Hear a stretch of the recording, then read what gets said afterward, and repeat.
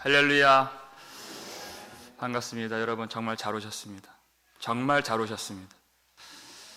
저는 주일날 매주 예배를 드리지만 사실 우리가 주일 한번 예배 드리는 것 가지고 이 세상에서 능력 있게 살 수 있는가라고 그렇게 생각하진 않습니다. 우리가 왜 예배를 거의 매일 드립니까? 시간이 많아서 예배를 드리는 것이 아닙니다.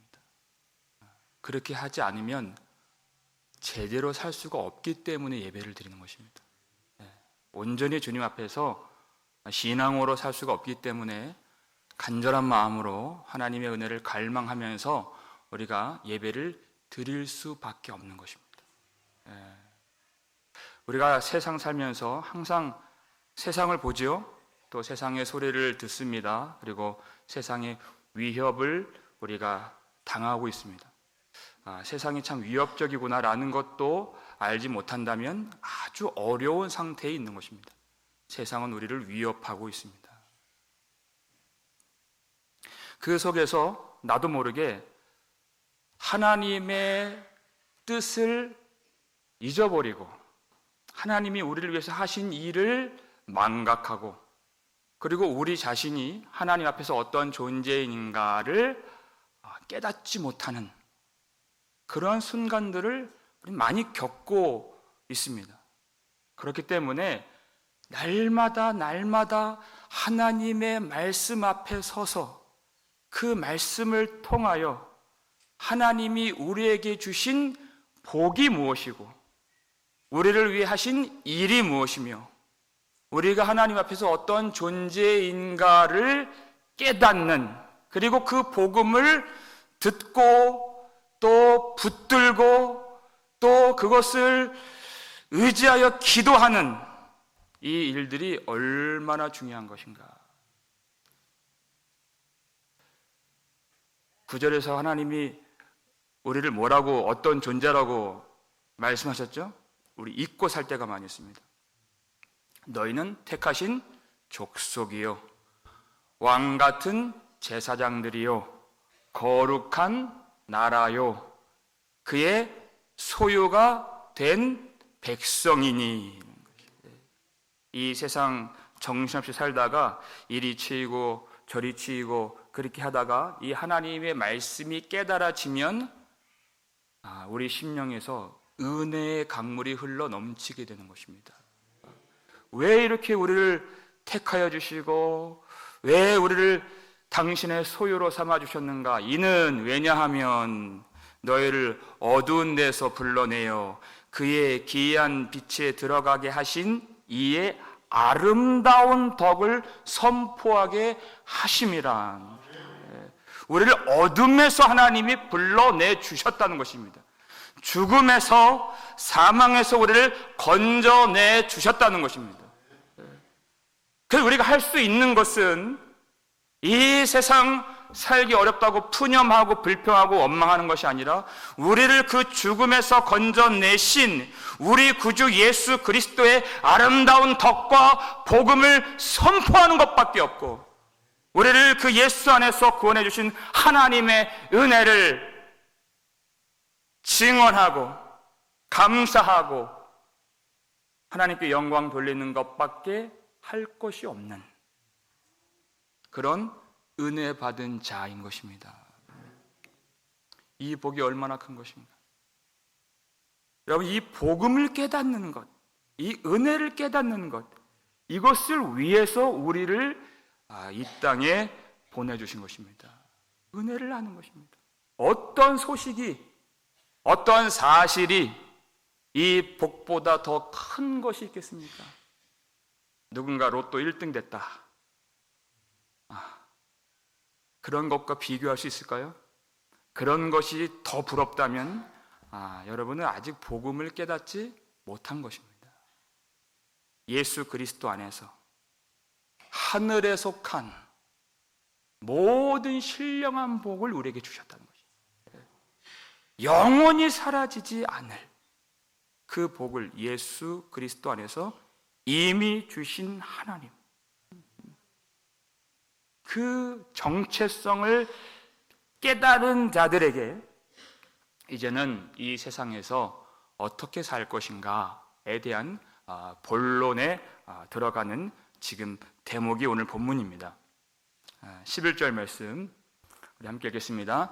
사랑하는 자들아, 거류민과 나그네 같은 너희를 권하노니 영혼을 거슬러 싸우는 육체의 정욕을 제어하라.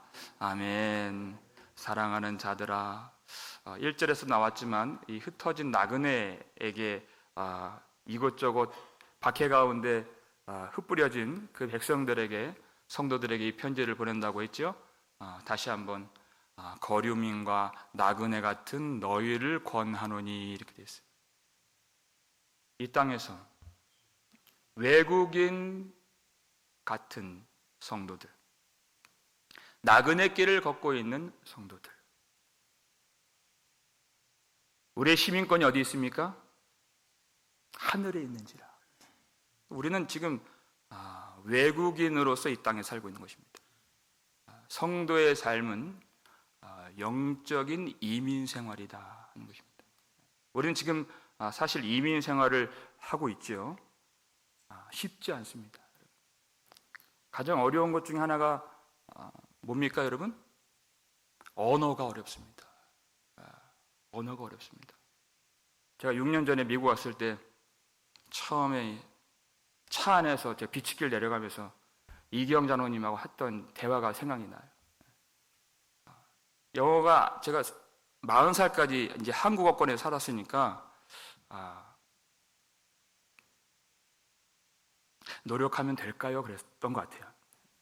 그러니까 장로님이 안 될 겁니다. 아주 정확하게 예언을 하셨어요. 6년 전에. 얼마나 고생을 하셨으면, 그 생각이 들어요. 얼마나 그 어렸을 때, 중학생 때 고생을 하셨으면 그렇게 말씀하실까? 이제 다 커서 왔는데 얼마나 많은 사람들을 받겠어요. 그리고 문화가 어렵습니다. 문화가. 외국인으로 산다는 것. 제가 며칠 전에 식사를 하다가 집에서 갑자기 급하게 나온 재채기가 있잖아요. 참을 수 없는 그 재채기를 제가 이렇게 밥을 먹다가 이렇게 애취했어요. 그랬더니 우리 하원이가 보면서, 아빠, 미국에서는 재채기를 그렇게 하면 안 되고 이렇게 해야 된다는 소리. 저도 알고 있었죠, 그것은. 그런데 이 음식물이 있어서 손을 대고 했었어요. 여러분, 제가요 집에서 재채기 한번 편하게 못합니다. 이런 신세가 됐습니다. 한국 문화, 미국 문화가 지금 충돌하는 그런 가정 속에 제가 있어요. 애들이 좀 크니까 뭐 하나 쉽게 넘어가는 법이 없어요. 다 걸고 넘어지고, 아빠 그렇게 말하는 거 아니에요. 발음 지적하고. 집에서도 이런데 밖에 나가서 그 문화, 이 차이가 얼마나 크겠습니까? 이민자로서 항상 조심해야 되고, 긴장해야 되고, 낯설고. 우리 신앙생활도 마찬가지라는 것입니다. 우리가 하늘의 시민권을 둔 사람들이기 때문에 이 땅에는 잠깐 나그네 길로 거쳐가는 그런 삶 속에서 많은 어려움들이 있는, 정말 말이 다르죠. 한국 사람들끼리 얘기해도 말이 다른 겁니다. 우리는 영의 언어를 하고 있기 때문에 다른 것이. 생각이 다르고 생활이 다르죠. 우리는 중심이 하나님 중심이고 우리의 생활은 예배 중심이기 때문에 이해를 받지를 못합니다. 문화가 다르다는 것입니다. 그러니까 교회에 나오는 게 가장 좋습니다. 거기는 말이 통하는 사람이 있고 같은 생각을 갖고 있는 사람들이 있기 때문에 지금 이 교회가 좋다는 이 말이 이해가 안 된다는 것이 참 여러분 어려운 것입니다. 왜냐하면 우리는 이 영적인 전쟁을 벌이면서 사는 거류민이고 나그네이기 때문에 그렇습니다. 이 말을 이해를 하셔야 됩니다. 에베소서 6장 12절 보니까 우리의 싸움은 혈과 육을 상대하는 것이 아니요 통치자들과 권세들과 이 세상 어둠의 주관자들과 하늘에 있는 악한 영을 상대하는 것이라 그랬습니다. 영적인 싸움이다 이렇게 되어 있어요. 여러분, 전쟁에서 무엇이 중요합니까? 보급이 중요합니다. 안 먹고 싸울 수가 없고 무장하지 않고 싸울 수가 없습니다. 우리의 영적 전쟁에서 보급을 받는 자리가 바로 예배의 자리인 것입니다. 말씀을 먹어야 싸울 수가 있죠.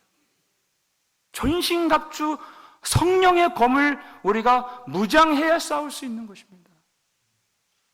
그런데 여러분, 하나님께 예배드리는 갈망이 없이 교회에 나오는 기쁨을 모르고 산다는 것은 신자로서 영적인 싸움을 지금 감당하지 않고 있다는 것과 같은 뜻인 것입니다.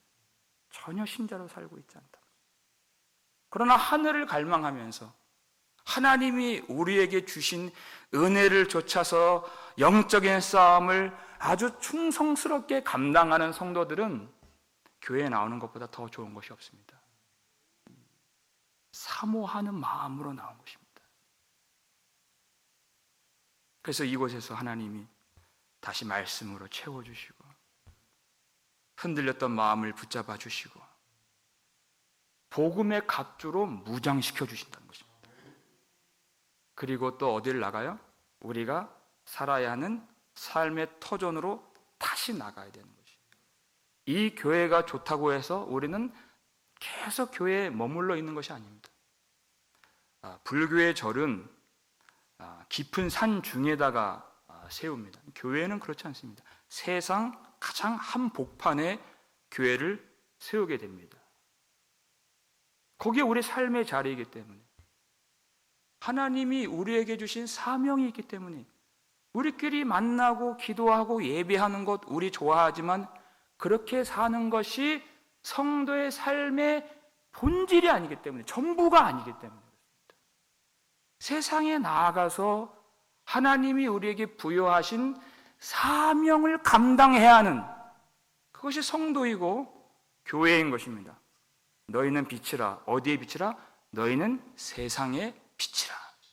세상의 빛이라. 이 어두운 세상을 복음으로 비추는 존재는 교회밖에 없는 것입니다.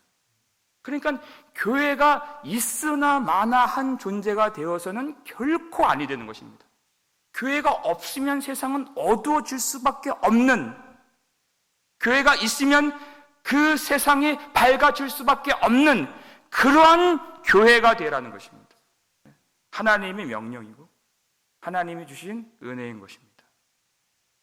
그러니까 교회가 세상과 똑같다면, 세상과 동화가 된다면 어떻게 빛을 발할 수가 있겠습니까? 그럴 수는 없는 것입니다. 세상과 구별되어야, 세상과 달라야 하나님이 우리 속에 계신 그 빛을 발할 수가 있는 것입니다. 그러니까 이 사도의 명령이 어떻게 이 세상을 우리가 빛으로 살아야 되는가? 육체의 정욕을 제하라 하는 것입니다. 이 나그네 길을 걷는 동안에 영혼을 거슬러 싸우는 육체의 정욕을 제하라 하는 것입니다. 세상 사람들과 똑같이 살아서는 그렇게 할 수가 없는 것이기 때문에. 정욕이란 무엇입니까? 우리 육신 속에 하나님 밖에서 만족을 얻으려고 하는 누구에게나 있습니다. 몸이 있기 때문에 하나님 밖에서 기쁨을 누리려고 하는 제어되지 않는 망아지 같은 충동과 욕구, 그게 바로 정욕이라는 것입니다. 근데 불신자와 신자의 아주 극명한 차이가 있습니다. 신자는 어떻게 합니까? 그 육체의 정욕을 제어하는 사람이라는 것입니다.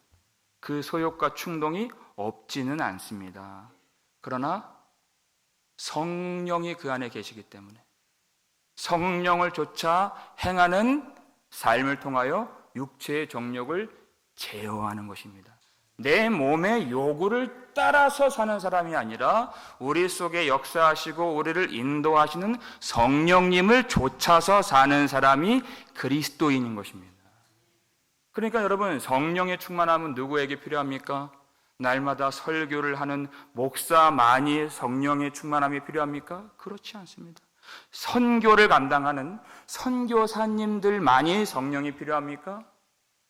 앞에서 주일마다 대표 기도하시는 장로님들만이 성령 충만이 필요합니까? 그렇지 않습니다. 너희 안에 그리스도의 영이 없으면 그리스도의 사람이 아니라 라고 말씀하셨습니다. 그리스도의 영이 그 속에 있어서 그리스도의 영을 좇아 살아야 하는 모든 그리스도의 인들이 성령 충만함이 필요하다는 것입니다. 그 성령으로 충만한 사람만이 육체의 정욕을 제어해서 하나님의 뜻을 따라서 하나님께 영광을 돌리며 하나님을 비로소 기쁘시게 할 수 있는 사람이 되는 것입니다. 만약 그렇지 못한다면 육체의 정욕의 지배를 받아서 살 수밖에 없습니다. 죄의 종으로 살 수밖에 없습니다. 그러나 성령으로 충만하면 하나님이 싫어하시는 것은 먹지 않고 하나님이 싫어하시는 것은 보지 않고 하나님이 미워하시는 일에는 동참하지 않는 그런 거룩한 삶을 살 수 있습니다. 그러나 성령으로 충만하지 않게 된다면 하나님이 싫어하시는 일에 거침없이 달려가고 거기에 빠져드는, 그리고 중독되는, 그러면서도 마음이 무감각하여서 문제의식도 갖지 못하는 그런 신자 같지 않은 삶을 살게 되는 것입니다. 그러니까 성령의 충만함이 얼마나 중요한 것인가. 갈라디아서 5장 16절 보니까 성령을 따라 행하라 그리하면 육체의 욕심을 이루지 아니하리라 그랬어요. 성령을 따라 행하라. 육체의 정욕을 따라가지 않기 위해서 단 한 가지 방법밖에 없다. 성령을 따라 행하는 것입니다. 그래서 우리가 기도를 하지 않을 수가 없는 것입니다. 기도는 단지 우리가 복을 받으려고 기도하는 것이 아니라 하나님의 신자로서 하나님 백성답게 살기 위하여 기도를 안 할 수가 없다는 것입니다.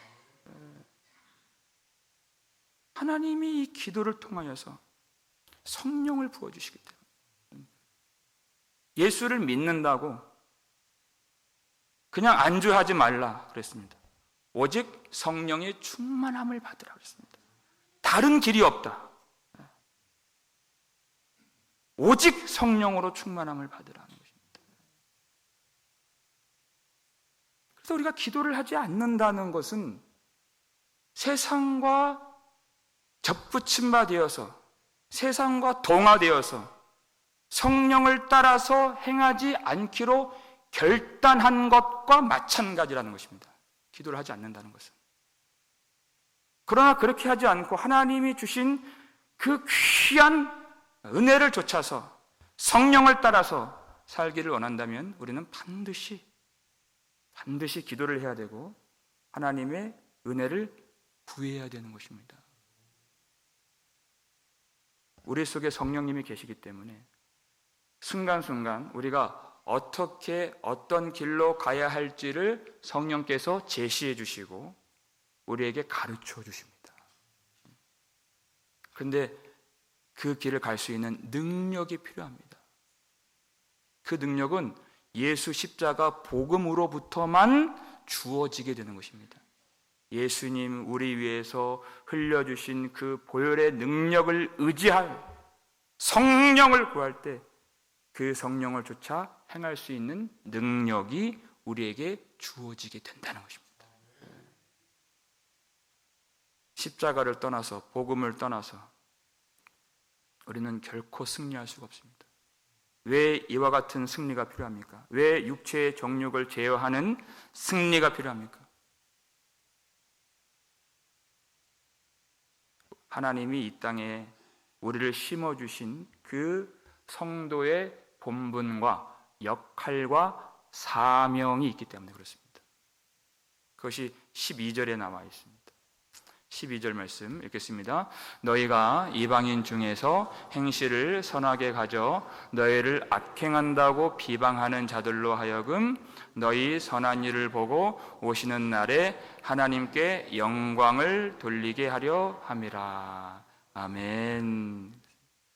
성경을 보면 하나님이 우리를 만세 전에 택정하셨다고 말씀을 하고 있고, 우리의 구원은 이미 오래전에 하나님이 미리 정하셨다고 말씀하고 있는데, 그런데 하나님이 왜 우리를 엘리야와 같이 그냥 하늘로 그렇게 데려가지 않으시고 왜 구원을 받은 이후에도 이 땅을 살게 하시는가 하는 것입니다. 왜 남겨두시는가? 여기 이유가 나와 있죠. 이방인 중에서 하나님을 알지 못하는, 하나님 나라의 관점으로 보면은 이 세상 사람들이 이방인인 것입니다. 세상의 관점으로 보면 우리가 나그네이지만 그 이방인 중에서 하나님 백성들의 그 선한 행실을 보고 그들이 하나님을 알며 하나님께 영광을 돌리도록 하시기 위하여 구원받은 이후에도 우리를 이 세상에, 이 땅에 살게 하신 것입니다. 하나님의 분명한 목적이 있다는 것입니다. 이 백성들이 하나님께 영광을 돌릴 수 있도록, 그러기 위해서 우리가 육신의 정욕을 제어하고 하나님의 말씀을 따라 행하는 선한 행실을 반드시 가져야 된다.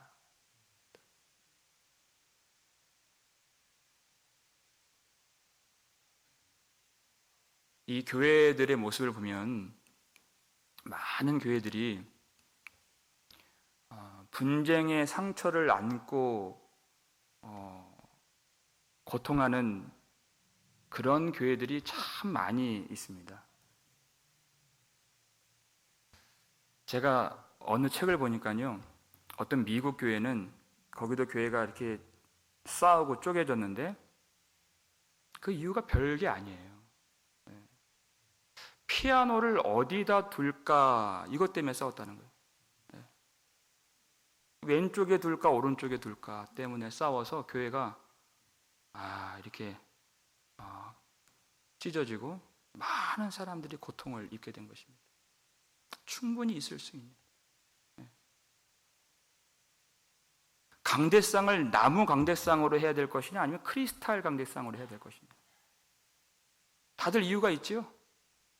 하나님의 법궤가 뭐냐, 뭘로 만들었냐, 나무가 아니냐, 나무로 해야 된다. 그러나 신약 성경에는 수정같이 맑은 생명수가 있지 않느냐, 이 생명수가 흘러나오는 이 강단에서 크리스탈로 해야지 맞지 않느냐. 이유는 그냥 갖다 붙이기 나름이에요. 그렇게 싸울 바에는 강대상을 없애는 게 낫고 피아노를 없애버리는 게 낫는 거예요.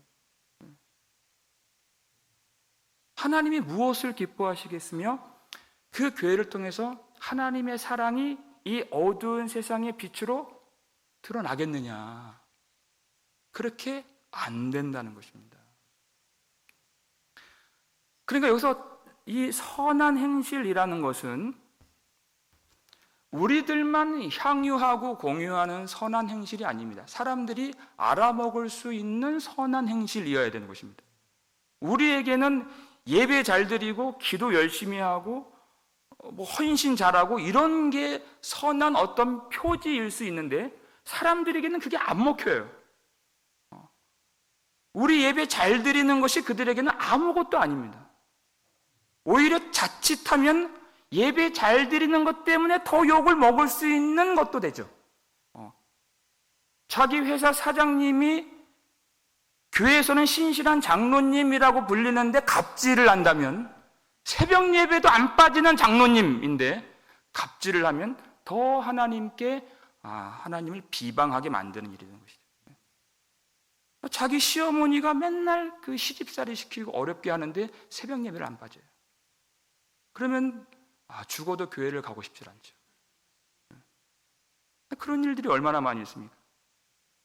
우리가 볼 때 선한 일이 아니라 세상 사람들이 볼 때 선한 일로 나타나야 된다는 것입니다. 예배는 기본이고.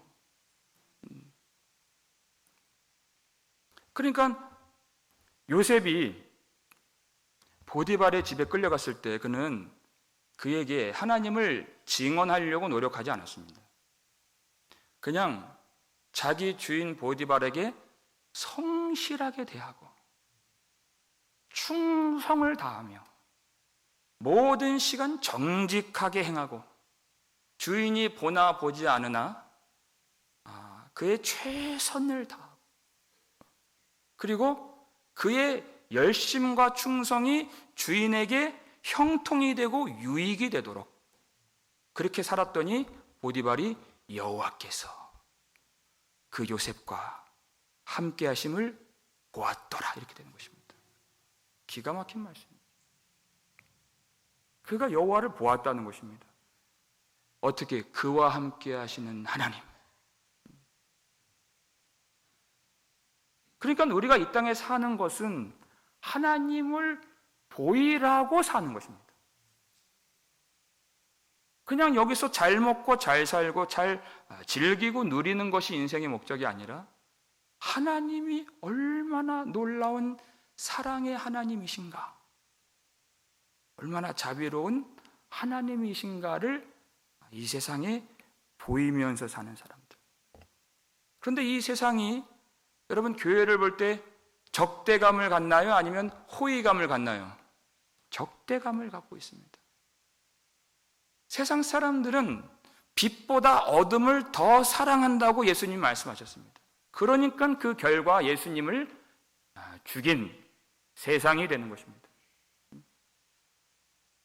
우리가 예수님의 제자요 예수님의 몸이기 때문에 동일한 취급을 받고 동일한 박해를 받는 것이 당연하다 이렇게 성경은 말씀하고 있습니다. 더군다나 당시 초대교회에서는 교회에 대한 뜬금없는 헛소문들이 일파만파 퍼지는 상황들이 있었습니다. 사도 바울의 글이나 이 베드로의 글을 보면요, 거룩하게 입맞춤으로 서로 문안하라 이런 글들이 많이 있습니다. 베드로전서 우리 한 장만 넘겨도 그런 말씀이 나오거든요. 5장 14절 마지막 절입니다. 마지막 절에 그런 말씀이 있죠. 5장 14절 너희는 사랑에 입맞춤으로 서로 문안하라 이렇게 되어 있어요. 많이 나오는 구절입니다. 이것은 교회의 일치를 추구하는 인사법입니다. 그런데 이 사랑의 입맞춤, 거룩의 입맞춤 이러한 일들을 보고서 아주 이 그리스도인들은 성적으로 문란한 사람들이라는 헛소문이 퍼지게 됐습니다. 근친상간을 하고 형제라고 부르고 자매라고 부르면서 입맞추고 하는 오해를 했다는 것입니다. 거기다가 문제는 성찬식에서 나타나죠. 이 떡은 내 살이요 이것을 먹으라. 이 잔은 내 피니 이것을 마셔라. 그랬더니 사람들이 진짜로 이걸 문자적으로 이해를 해서 그리스도인들은 저 동굴 속에 숨어서 사람의 인육을 먹고 피를 마시는 아주 끔찍한 행악자들이라는 그런 소문이 그 로마 이 세계에 퍼지게 되었어요. 실제로. 그러니까 복음을 증거하는 일이 얼마나 어려웠겠습니까? 그때 성도들이 온 힘을 기울여서 했던 일이 뭐냐? 예수 그리스도의 사랑을 몸소 전하는 것이었습니다. 가난한 자들과 과부와 고아가 있다면 그들을 극진히 돌보고 섬기는 것이었습니다. 그리고 감옥에 갇힌 자, 유배당한 자, 광산 노동자들, 노예들 방문하고 품어주고 위로하고 하는 일들. 전쟁이 많이 나죠. 기근이 올 때가 있죠. 지진이 나고 하면 먼저 달려가서 그들에게 구제하고 그들을 보살펴주는 일. 그리고 전염병이 났을 때 가족들도 버립니다. 그럴 때 그런 거리에 앉은 전염병 환자들을 자기 집에다가 들여놓고 극진히 치료해주는 그 일은 예수 그리스도의 백성들만 할 수 있었습니다. 돈이 없어서 장례를 치르지 못하는 사람들 위해서 장례를 치러주는. 그랬더니 이 초대교회 이 세계에서 어떤 일이 벌어졌는가? 사도행전 2장 47절 말씀이죠. 읽겠습니다. 하나님을 찬미하며 또 온 백성에게 칭송을 받으니 주께서 구원받는 사람을 날마다 더하게 하시니라. 아멘. 하나님을 찬미하며 예배하는 일입니다. 이것만 있질 않고 그 뒤에 또 온 백성에게 칭송을 받으니 하는 것입니다. 이게 반드시 있어야 된다는 것입니다. 우리끼리 모여서 예배하고 기도하고 교회 안에서 하는 일들은 곧잘 하는 것 같은데 이 뒤에 부분이 약할 때가 많은 것 같습니다. 온 백성에게 칭송을 받는 것. 그러나 참된 교회는 예배만 잘 드리는 것이 아니라 이 세상에서 선한 행실을 가져서 하늘에 계신 우리 하나님께 영광을 돌리도록 하는, 그래서 온 백성에게 칭송을 받는 것까지 된다면 하나님이 인정하시는 참 교회의 모습이 될 것입니다. 이게 바로 우리가 가야 할 그 방향이고 길인 것입니다. 하나님이 이 땅에 우리를 왜 보내주셨는가? 하나님이 누구이신가? 이 일을 할 수 있는 것은 그 사랑을 받은 자만이 할 수 있는 것입니다. 사랑을 아는 자만이. 누가 사랑을 합니까? 사랑을 받은 자만이 할 수 있는 것입니다. 우리 같은 죄인을 위하여 자기를 버리신, 그리고 그 아들을 버리신 하나님의 사랑, 예수 그리스도의 사랑을 아는 자들만이 우리는 그 사랑을 몸소 전할 수 있는 것입니다. 그러니까 여러분, 우리의 모든 삶은 이와 같이 하나님의 영광을 선포하는 선교적 삶이 되는 것입니다.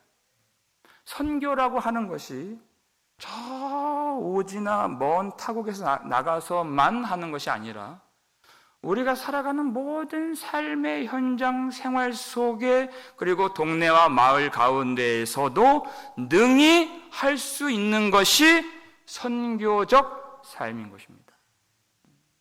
하나님이 그 일을 위해서 우리를 불러주셨다. 세상 사람들은 우리를 지켜보고 있습니다. 너희를 보고 이렇게 됐어요. 우리를 보고 있습니다. 우리가 어떻게 사느냐에 따라서 그들이 하나님을 더 비방하게 될 수도 있고, 아니면 하나님께 영광을 돌릴 수도 있는 것, 그것이 우리의 삶인 것입니다. 그러니까 이 땅에서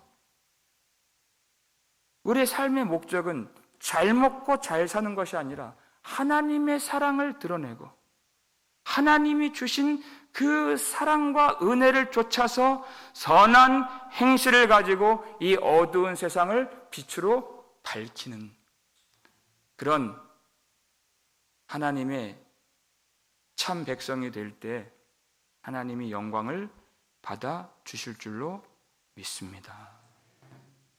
그러니까 어떤 시절이 와도, 어떤 그런 시대가 오더라도 그 모든 것이 선교적 삶을 살 수 있는 기회인 줄을 믿으시길 바랍니다. 여러분, 우리가 이제 교회로 존재하고 성도로 존재하는 그것 때문에 큰 박해를 받을 수 있습니다. 성경이 그렇게 예고하고 있습니다.